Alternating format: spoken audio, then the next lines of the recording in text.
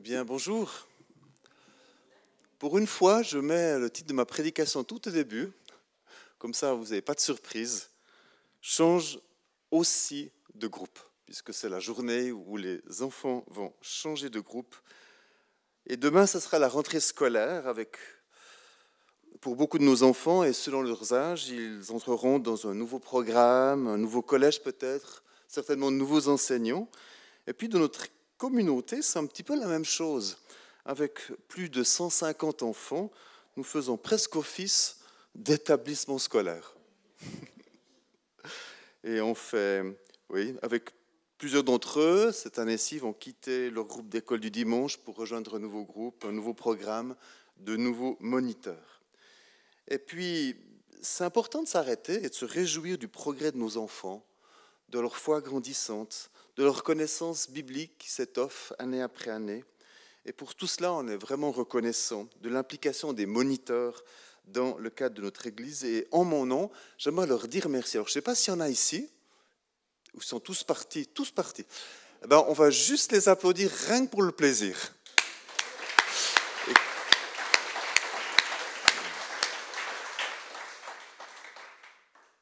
Et je suis sûr qu'ils nous ont tous entendus.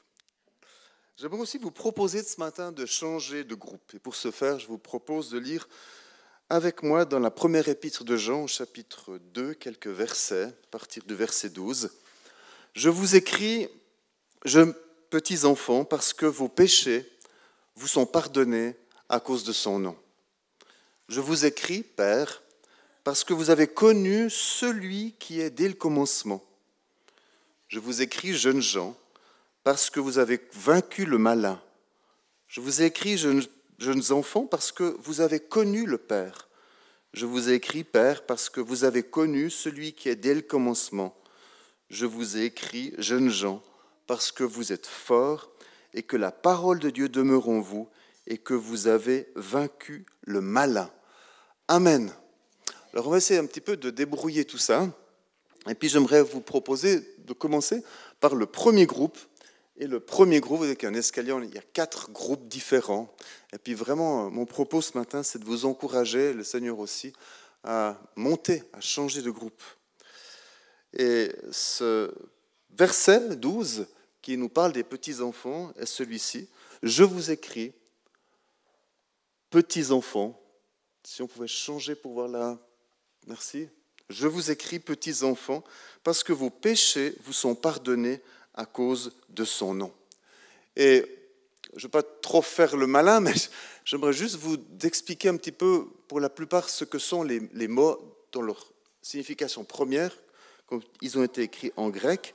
Et dans le Nouveau Testament, nous trouvons petits enfants écrits en grec sous forme de teknia. Et teknia, c'est un mot grec qui veut dire mettre au monde. Donc, sous-entendu, être des nouveau-nés, des bébés. Spirituellement, le terme petit enfant ou petits enfants signifie qu'une personne s'est convertie, c'est une nouvelle naissance. C'est comme ça que l'apôtre Jean va nommer les personnes qui ont accepté Jésus comme sauveur et Seigneur. En fait, et cela n'est absolument ni péjoratif ni humiliant, il les compare, ces chrétiens, à des nouveau-nés, à des bébés spirituels. Vous savez, pour la plupart, vous êtes parents, on n'attend pas grand-chose des nouveau-nés. Ils dorment, ils boivent, ils pleurent. Ils font caca. Ils dorment, ils boivent, ils pleurent, ils font caca. La seule chose qu'on a attendue, c'est qu'ils se nourrissent soit au sein, soit au biberon, mais voilà, on n'attend pas grand-chose d'eux. Par contre, les parents sont petits oignons pour eux. Ils les lavent, ils les changent, ils les nourrissent, ils les aiment, ils les consolent, ils passent du temps avec eux, ils prient pour eux, etc., etc. Et vous avez bien remarqué que j'ai dit les parents et pas seulement la maman.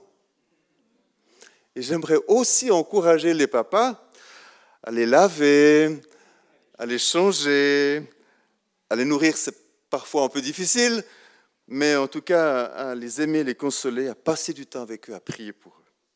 Et dans la vie chrétienne, les bébés spirituels sont également peu autonomes.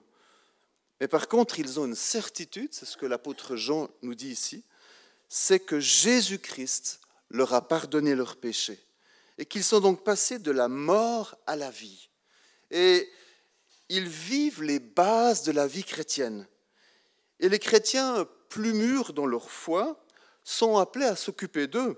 Autrement, comme des bébés classiques, si on ne s'occupe pas d'eux, ils vont mourir.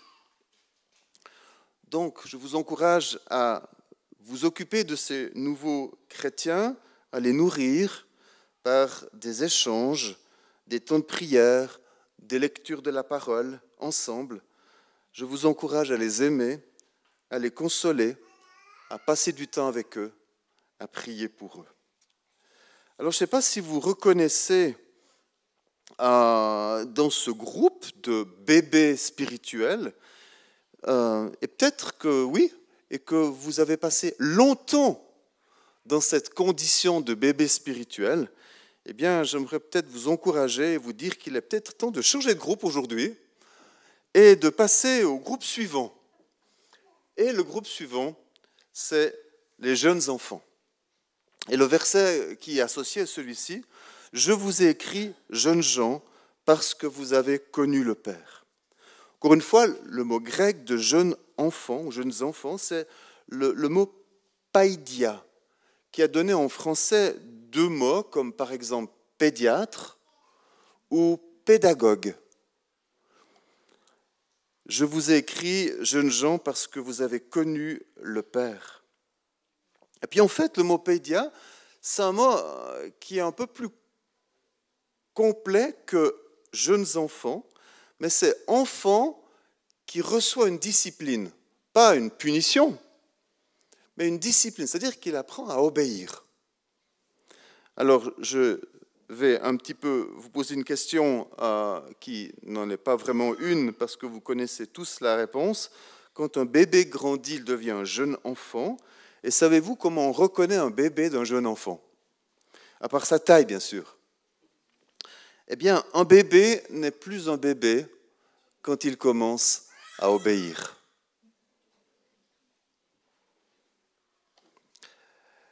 Et oui, l'enfant va quitter cet âge d'or où tout lui est donné pour entrer en relation avec un langage qu'il va acquérir afin de communiquer, de partager et apprendre à obéir. Peut-être aussi à être un peu frustré quand ses parents lui diront non. Et l'apprentissage de l'obéissance passe aussi par le mot non. On dit parfois à son enfant, mais arrête de faire ton bébé. Sous-entendu qu'il est maintenant suffisamment grand pour faire la part des choses et agir en conséquence. Je vous rassure, on le dit aussi à des adultes. Dans le monde chrétien, l'apôtre Jean veut nous dire que les jeunes enfants, eh bien, ils ont grandi dans leur foi et qu'ils ont désormais une vraie relation avec leur Père céleste. C'est le verset qu'on lit, « Vous avez connu le Père ». Quand ils lisent la Bible et que Dieu leur parle, quand ils prient et qu'ils reçoivent une parole de Dieu dans leur cœur, alors ils mettent rapidement en pratique ce qu'ils ont compris. Quand ils ne mettent pas en pratique, ce sont des petits-enfants, des bébés. Quand ils mettent en pratique, ce sont des jeunes enfants. Ils obéissent parce qu'ils ont une relation personnelle, profonde et quotidienne avec leur Père céleste. Ils n'obéissent pas parce qu'ils le doivent, ils obéissent parce qu'ils aiment Dieu. J'ai une petite question à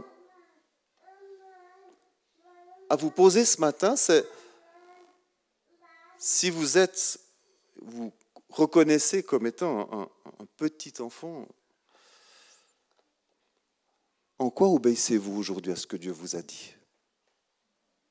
Qu'est-ce que Dieu vous a dit de façon tellement claire pour que vous puissiez vous mettre à obéir et à faire ce que Dieu demande de vous? Alors si vous êtes dans ce groupe, j'aimerais vous dire bravo. C'est bien. C'est-à-dire que dans votre vie chrétienne, il y a déjà une progression. Vous ne stagnez pas pour toute votre vie à l'état de bébé. Mais si vous sentez que vous pouvez encore grandir, alors il est temps encore aujourd'hui peut-être de changer de groupe et de passer au groupe suivant, qui est les jeunes gens. Et on a la joie d'avoir 2 versets, cette fois-ci pour les jeunes gens, parce que peut-être il y a beaucoup à dire. Je vous ai écrit, jeunes gens, parce que vous avez vaincu le malin.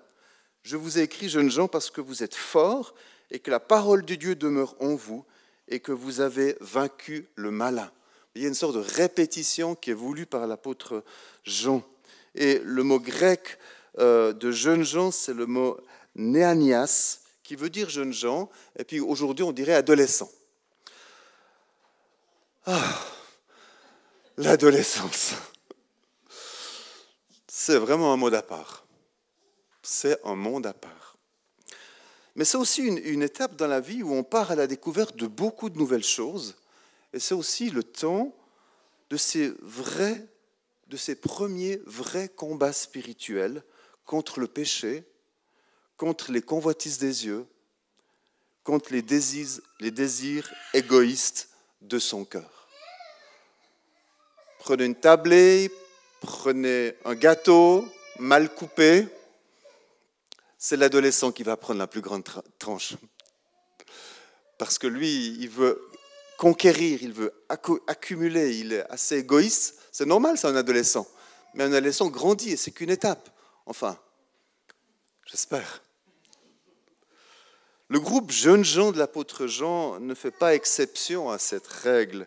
Mais contrairement au monde qui nous entoure, il proclame comme une vérité indéboulonnable que si vous appartenez à ce groupe, vous êtes forts et que vous avez tout dans votre équipement spirituel pour vaincre toutes les tentations qui pourraient vous déstabiliser ou tous les combats qui vous semblent perdus d'avance. En effet, par 2 fois, la Bible proclame dans ce passage que ces adolescents, ces jeunes gens ont vaincu le malin, c'est-à-dire le diable. Et la grande différence avec le groupe précédent, c'est que non seulement, si vous en faites partie, vous êtes un chrétien qui obéissait, mais en plus, vous avez acquis une autorité divine de par votre communion avec Dieu. Et cette autorité, vous la faites valoir dans votre vie. Vous êtes forts. Prenons exemple sur Jésus. En Matthieu 4, il nous est raconté l'histoire de la tentation. On y voit une autorité spirituelle indéniable. Jésus est fort et il a vaincu le malin. Oui, mais comment il a vaincu le malin? Eh bien, en citant la parole de Dieu. Il a écrit, et si vous vous souvenez, on va faire appel à notre mémoire, les 3 paroles que Jésus a répliquées au diable. L'homme ne vivra pas de pain seulement, mais de toute parole qui sort de la bouche de Dieu. Ensuite, il dira, tu ne tenteras pas le Seigneur ton Dieu. Et enfin, tu adoreras le Seigneur ton Dieu, et à lui seul, tu rendras un culte. Jésus tirait sa force de sa communion avec le Père, mais aussi de l'autorité de la parole de Dieu. Et ces 3 versets de la parole de Dieu que Jésus a cités se trouvent dans le livre du Deutéronome. Jésus lisait le Deutéronome. Suivons son exemple. Ce que l'apôtre Jean déclare, c'est ce que Jésus a vécu. Vous êtes forts et la parole de Dieu demeure en vous. Cette parole de Dieu, c'est une véritable autorité, une puissance que Dieu met entre nos mains, dans nos lèvres, sur notre bouche, pour pouvoir résister et faire fuir l'ennemi. Si c'est votre cas, comme Jésus qui a eu cette victoire, que vous aussi, vous avez la victoire sous votre vie, eh bien, j'aimerais vous féliciter encore, parce que ça veut dire que vous êtes en progrès. Mais si vous désirez encore plus, parce que je crois que dans l'Église, on peut aussi être gourmand, on peut aussi vouloir tout ce que Dieu veut nous donner, et ce dernier groupe, je vous propose de le rejoindre, c'est les pères. Alors, voici ce qu'il nous dit. 2 fois, l'apôtre Jean dira la même chose, verset 13. « Je vous écris, Père, parce que vous avez connu celui qui est dès le commencement. » Et verset 14. « Je vous ai écrit, Père, parce que vous avez connu celui qui est dès le commencement. » Et le mot grec de père, c'est pateres, qui a donné en français les mots comme paternité ou comme patrie. Un père, une mère, c'est plus qu'un individu qui ne va s'occuper que de sa propre vie ou de sa propre foi ou de sa propre vie spirituelle. Être père, être mère, être papa, être maman, ça implique faire partie d'une famille. Et cela implique des enfants à s'occuper, à gérer, à élever, à aimer. Au moins un pour être appelé père ou mère. Cela implique également des responsabilités nouvelles et différentes qui vont s'éloigner de notre propre intérêt pour s'intéresser à celui des autres. Un père, une mère, fait passer ses enfants avant ses propres intérêts. Et quand Jean parle de père, en citant exprès 2 fois la même chose, il dira « Vous avez connu celui qui est dès le commencement ». Alors, ce n'est pas une question à l'âge des pères qui sont souvent vieux, mais c'est que les pères ont une révélation du cœur de père. Et cette révélation fait que leur vie va être transformée. Cela va les conduire à aider les autres chrétiens, à les aimer, à être pour eux comme des parents spirituels. En cela, ils sont vraiment des formateurs de disciples et ils sont des piliers pour changer le monde qui les entoure. Mais on ne peut pas prendre autorité sur l'ennemi pour transformer le monde si on n'arrive pas à prendre autorité sur l'ennemi pour transformer sa propre vie. Est-ce que vous êtes des pères et des mères dans le royaume de Dieu? Parce que si vous en êtes, nous ne pouvons que nous en réjouir. Alors montrez-le. Et pourquoi pas le montrer en devenant moniteur ou monitrice de l'école du dimanche. Mais quel que soit le groupe auquel nous appartenons, nous sommes tous une famille avec le devoir, le privilège, la responsabilité aussi de s'entraider pour que chacun puisse continuer à grandir. Prenons finalement exemple sur Jésus. Il nous est dit en Luc 2, le verset 52, que Jésus croissait en sagesse, en stature et en grâce devant Dieu et devant les hommes. Et ma conclusion, elle est toute simple. Et si ce matin, le Saint-Esprit nous encourage à grandir, à changer de groupe, comme nos enfants, et si aujourd'hui, nous changions, nous décidions de franchir un escalier, une marche dans cet escalier divin qui nous conduit à la perfection. Amen. Alors prions. Oui, Seigneur, c'est aujourd'hui le changement de groupe de nos enfants. Nous ne voulons pas seulement les féliciter en leur disant bravo pour vos progrès, mais nous voulons aussi nous-mêmes être cohérents avec ce que nous disons à nos enfants. Et si l'occasion nous en est donnée, elle nous en est donnée aujourd'hui de changer de groupe, de grandir dans la foi, d'accepter que de bébés spirituels en deviennent des jeunes enfants, puis des adolescents, puis des pères, des mères. Alors nous te demandons, Jésus, ta grâce, et nous te remercions parce qu'aujourd'hui, ce n'est pas seulement un jour de joie parce que nos enfants changent de groupe, c'est aussi un jour de joie parce que nous décidons, nous aussi, de changer de groupe. Amen.